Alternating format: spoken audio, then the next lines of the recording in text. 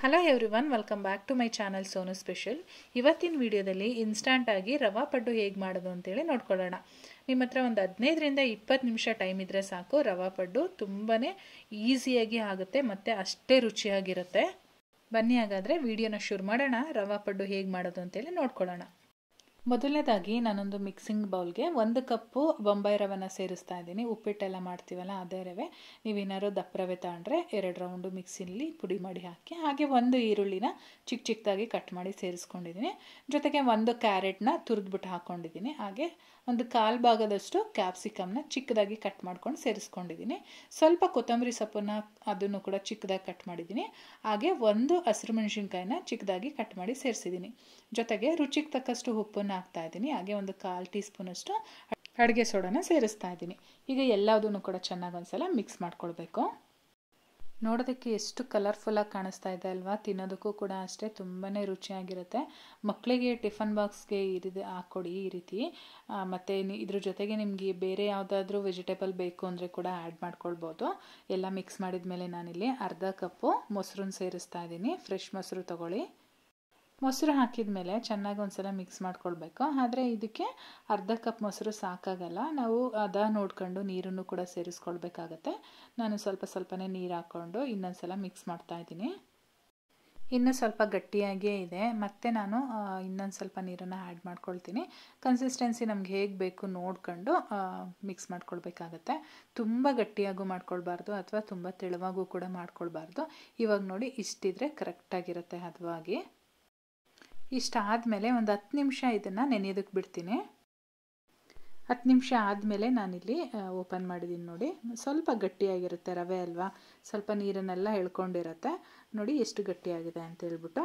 ಇವಾಗ ನಾವು ನೀರನ್ನು ಹಾಕ್ಕೊಂಡು ಅಡ್ಜಸ್ಟ್ ಮಾಡ್ಕೋಬೇಕಾಗತ್ತೆ ಕನ್ಸಿಸ್ಟೆನ್ಸಿನ. ಅದಕ್ಕಿಂತ ಮುಂಚೆ ಇದಕ್ಕೊಂದು ಚಿಕ್ಕದಾಗಿ ಒಗ್ಗರಣೆ ಮಾಡ್ಕೊಳ್ಳೋಣ. ಇವಾಗ ಸ್ಟವ್ ಮೇಲೆ ಚಿಕ್ಕ ಬಾಣಲಿಗೆ 1-2 ಟೇಬಲ್ ಸ್ಪೂನಷ್ಟು ಎಣ್ಣೆ ಹಾಕಿದ್ದೀನಿ. ಅದಕ್ಕೆ ಇಲ್ಲಿ ಸಾಸಿವೆ ಮತ್ತು ಜೀರಿಗೆನ ಸೇರಿಸ್ತಾ ಇದ್ದೀನಿ. ಇದ್ರ ಜೊತೆಗೆ ಒಂದು 5-6 ಎಲೆ ಅಂದರೆ ಕರ್ಬೇವಿನ ಎಲೆಗಳನ್ನ ಚಿಕ್ಕ ಚಿಕ್ಕದಾಗಿ ಕಟ್ ಮಾಡಿಕೊಂಡು ಸೇರಿಸ್ಕೊಂಡಿದ್ದೀನಿ. ಇಷ್ಟನ್ನು ಒಗ್ಗರಣೆ ಮಾಡಿಕೊಂಡು ಇವಾಗ ನಾನು ಏನು ರೆಡಿ ಮಾಡ್ಕೊಂಡಿದ್ದೀನಿ ಮಿಕ್ಸ್ಚರ್ ಒಳಗಡೆ ಹಾಕ್ಕೊಳ್ತಾ ಇದ್ದೀನಿ. ಒಗ್ಗರಣೆನ ಹಾಕಿದ ಮೇಲೆ ಚೆನ್ನಾಗಿ ಒಂದ್ಸಲ ಮಿಕ್ಸ್ ಮಾಡ್ಕೊಳ್ಬೇಕು. ಬೆಳಗ್ಗೆ ಎದ್ದ ತಕ್ಷಣ ಏನು ತಿಂಡಿ ಮಾಡೋದು, ಟೈಮ್ ಇಲ್ಲ ಅಂತ ಅನ್ಬೇಕಾದ್ರೆ ಈ ತಿಂಡಿನ ಮಾಡ್ಕೊಳ್ಬೋದು. ಕೇವಲ ಒಂದು 15ರಿಂದ 20 ನಿಮಿಷದಲ್ಲೆಲ್ಲ ನಾವು ಮಾಡ್ಕೊಳ್ಬೋದು. ತುಂಬ ಜಾಸ್ತಿ ಮಾಡ್ತೀವಿ ಅಂತ ಅಂದರೆ ಒಂದು ಅರ್ಧ ಗಂಟೆ ಟೈಮ್ ತಗೊಳುತ್ತೆ ಅಷ್ಟೇ. ನಾನು ಇವಾಗ ನೋಡಿ ನೀರು ಹಾಕ್ಕೊಂಡು ಕನ್ಸಿಸ್ಟೆನ್ಸಿ ಅಡ್ಜಸ್ಟ್ ಮಾಡ್ಕೊಂಡಿದ್ದೀನಿ. ಇಷ್ಟು ಹದ ಇದ್ದರೆ ಸಾಕಾಗುತ್ತೆ. ಇವಾಗ ನಾನು ಸ್ಟವ್ ಮೇಲೆ ಒಂದು ಪಡ್ಡು ತವ ಇಟ್ಕೊಂಡು ಎಣ್ಣೆ ಹಾಕಿ ಕಾಯ್ದಕ್ಕಿಟ್ಟಿದ್ದೆ. ಕಾಯ್ದಿರ್ತಕ್ಕಂಥ ತವಾಗೆ ನಾನು ಒಂದೊಂದೇ ಸ್ಪೂನು ಈಗ ಪಡ್ಡು ಮಿಕ್ಸ್ಚರ್ ರೆಡಿ ಮಾಡ್ಕೊಂಡಿದ್ದೆ ಅಲ್ಲ, ಅದನ್ನು ಹಾಕ್ತಾ ಬರ್ತಾ ಇದ್ದೀನಿ. ತುಂಬ ಜಾಸ್ತಿ ಹಾಕೋದು ಬೇಡ, ಅದೆಷ್ಟಿರುತ್ತೆ ಅಷ್ಟು ಮಾತ್ರ, ಅಂದರೆ ಹೋಲ್ ಇದೆಯಲ್ಲ ಅಷ್ಟು ಫಿಲ್ ಮಾಡಿಕೊಂಡ್ರೆ ಸಾಕು. ತುಂಬ ಹಾಕಿದರೆ ಹೊರಗಡೆ ಎಲ್ಲ ಉಬ್ಬದಂಗೆ ಆಗುತ್ತೆ.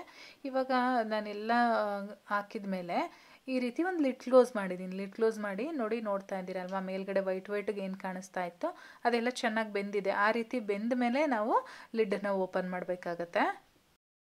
ಲಿಡ್ ಓಪನ್ ಮಾಡಿದ ಮೇಲೆ 1 ಸ್ಪೂನ್ ತೊಗೊಂಡು ನಿಧಾನವಾಗಿ ಉಲ್ಟಾ ತಿರುಗಿಸ್ಕೊಳ್ಬೇಕು. ಎಲ್ಲದನ್ನು ಕೂಡ ಈ ರೀತಿ ತಿರುಗಿಸ್ಕೊಳ್ತಾ ಬರಬೇಕು. ನೋಡಿ ಎಷ್ಟು ಚೆನ್ನಾಗಿ ಬೆಂದಿದೆ ಅಂತೇಳಿ. ಮೇಲ್ಗಡೆ ಕ್ರಿಸ್ಪಿ ಆಗಿರುತ್ತೆ, ಹಾಗೆ ಒಳಗಡೆ ಸಾಫ್ಟ್ ಆಗಿರುತ್ತೆ. ತುಂಬಾ ಚೆನ್ನಾಗಿರುತ್ತೆ ಟೇಸ್ಟ್ ಅಂತೂ. ನಾವು ವೆಜಿಟೇಬಲ್ಸ್ ಎಲ್ಲ ಹಾಕಿರ್ತೀವಲ್ವ, ಸಕ್ಕತ್ತಾಗಿರುತ್ತೆ ಟೇಸ್ಟ್ ಅಂತೂ. ಎಲ್ಲದನ್ನು ಕೂಡ ಉಲ್ಟಾ ತಿರುಗಿಸಿ ಆದಮೇಲೆ ಒಂದು ಬ್ರಷ್ ತೊಗೊಂಡು ಮೇಲ್ಗಡೆಯಿಂದ ಈ ರೀತಿ ಎಣ್ಣೆ ಅಪ್ಲೈ ಮಾಡ್ತಾ ಇದ್ದೀನಿ. ಒಂದು ಸೈಡು ನಾವು ಒಂದು 3ರಿಂದ 4 ನಿಮಿಷ ಬೇಯಿಸ್ಕೊಂಡ್ರೆ ಸಾಕಾಗತ್ತೆ. ಲೋ ಟು ಮೀಡಿಯಮ್ ಫ್ಲೇಮಲ್ಲಿ ಇಟ್ಕೋಬೇಕು. ಹೈ ಫ್ಲೇಮಲ್ಲಿ ಇಟ್ಕೊಂಡ್ರೆ ಬೇಗ ಸೀದೋದಂಗೆ ಆಗುತ್ತೆ. ಇವಾಗ ನೋಡಿ ರೆಡಿಯಾಗಿದೆ. ಇದೇ ರೀತಿಯಾಗಿ ಮಿಕ್ಕಿರ್ತಕ್ಕಂಥ ಪಡ್ಡುಗಳನ್ನ ಕೂಡ ರೆಡಿ ಮಾಡ್ಕೊಳ್ಳೋಣ. ಇದನ್ನು ಕಾಯಿ ಚಟ್ನಿ ಜೊತೆ ಸರ್ವ್ ಮಾಡಿ ತುಂಬಾ ಚೆನ್ನಾಗಿರುತ್ತೆ. ಸೊ ಇನ್ಸ್ಟಂಟಾಗಿ ಮಾಡೋವಂಥ ರವಾ ಪಡ್ಡು ರೆಡಿಯಾಗಿದೆ. ಕಾಯಿ ಚಟ್ನಿ ಜೊತೆ ಸರ್ವ್ ಮಾಡಿ ತುಂಬಾ ಚೆನ್ನಾಗಿರುತ್ತೆ. ಈ ರೆಸಿಪಿ ನಿಮಗೆಲ್ಲ ಇಷ್ಟ ಆಗಿದ್ರೆ ವಿಡಿಯೋಗೊಂದು ಲೈಕ್ ಮಾಡಿ, ಹಾಗೆ ನಿಮ್ಮ ಫ್ರೆಂಡ್ಸ್ ಜೊತೆ ಶೇರ್ ಮಾಡ್ಕೊಳ್ಳಿ. ಚಾನಲ್ನ ಇನ್ನೂ ಸಬ್ಸ್ಕ್ರೈಬ್ ಮಾಡ್ಕೊಂಡಿಲ್ಲ ಅಂತ ಅಂದರೆ ಪ್ಲೀಸ್ ಸಬ್ಸ್ಕ್ರೈಬ್ ಮಾಡ್ಕೊಳ್ಳಿ. ಫೇಸ್ಬುಕ್ಕಲ್ಲಿ ನೋಡ್ತಾ ಇರೋರು ಫಾಲೋ ಮಾಡೋದಂತೂ ಮರಿಬೇಡಿ. Thank you.